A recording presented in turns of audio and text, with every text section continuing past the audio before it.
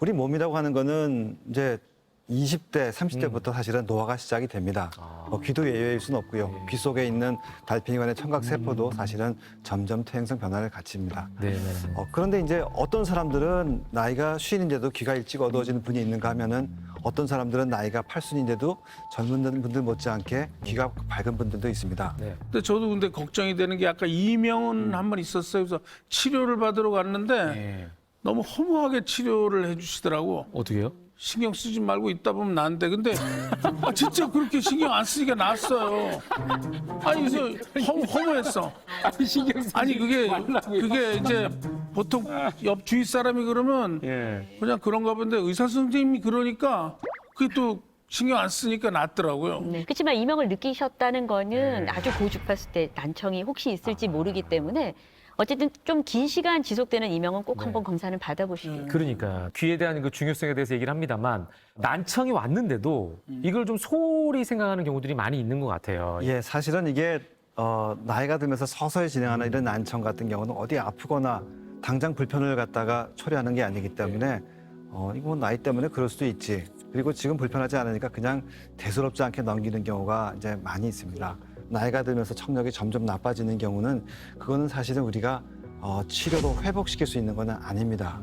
결국 남아있는 기능을 잘 쓰게 하는 방법을 하는 것이 바로 재활입니다. 그래서 치료라기보다는 재활을 한다 그렇게 표현을 합니다. 청각이 떨어지는 속도를 아주 이제 드라마틱하게 늦출 수 있는 방법은 없지만 난청이 진단되자마자 적절한 시점에서 이제 소음을 피하고 아까 말씀 주신 것처럼 이제 청각을 더 나쁘게 하는 악화 요인을 다 피하고요. 적절한 시점에 보청기를 빨리 적절하게 처방받아서 그리고 정확하게 착용을 한다면 기본적으로 말을 덜 놓치기 때문에요. 청각 회로가 더 건강해지고 오래 쓸 수 있는 상황을 만들 수 있습니다. 근데 제 주위에도 보면 이제 나이가 있어서인지 깜짝 놀랐어요. 보청기를 사용하는 친구들이 많더라고요. 그래서 뭐 잘 안 들려고 고민 얘기를 하니까 어떤 애가 너무 잘 들리는 애가 갑자기 귀에서 뭘 꺼내더니 나도 꼈다고 그러더라고. 그래서 자기는 멀리 있는 거 다 들린대. 그 보청기가 어떤 난청 안 들리는 것을 소리를 크게 만들므로써 덜어주는 것은 확실합니다.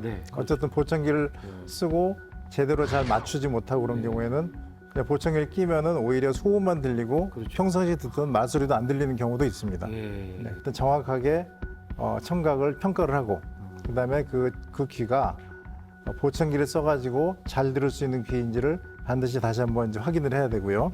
무엇보다 중요한 건 이제 사후 관리. 맞췄다고 해서 그냥 잘 쓰세요, 안녕히 가세요가 아니고 하여튼 계속해서 이제 환자분 사용자들을 보면서 관리하는 이제 그런 시스템이 상당히 필요합니다. 보청기가 사실 우리가 정말 눈이 나쁘면 시각이 떨어졌을 때 안경 쓰는 걸 전혀 사실 우리가 뭐 장애나 이렇게 생각하지 않고 굉장히 도움을 받고 잘 쓰잖아요.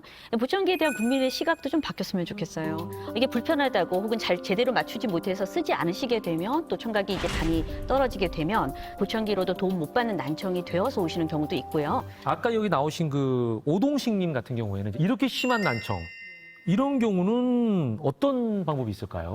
또 이제 그런 분들이 보청기를 꽂고 말을 못 알아듣는 상황으로 뭐 나는 다른 방법이 없을 거야 하면서 이렇게 오랜 세월을 사시다가 이제 내원을 하셨을 때 딱 보면은 이게 이분은 사실은 인공화학 의식술이나 다른 임플란트, 이식형 청각 기기들이 있는데 그런 것들로 확실하게 도움을 받을 수 있는 분이었는데 그냥 너무 보청기에만 의존을 하시면서 생활을 못 하신 게 아닌가 정말 안타까울 때도 있거든요.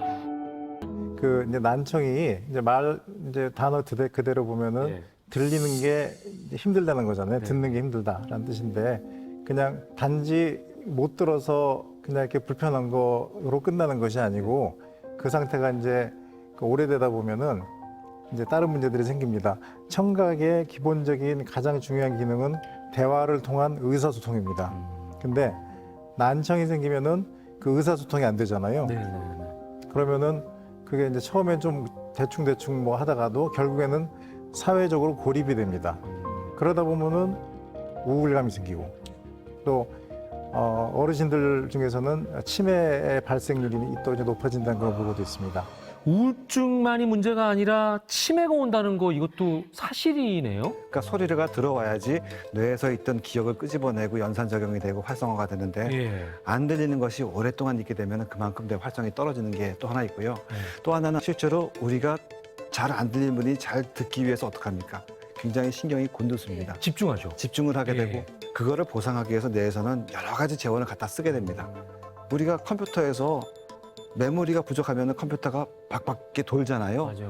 그만큼 뇌에는 과부하가 걸려서 그만큼 뇌가 빨리 피로해지고 손상이 된다. 이런 기전들이 난청과 치매 연관성을 설명하는 기전이긴 한데요.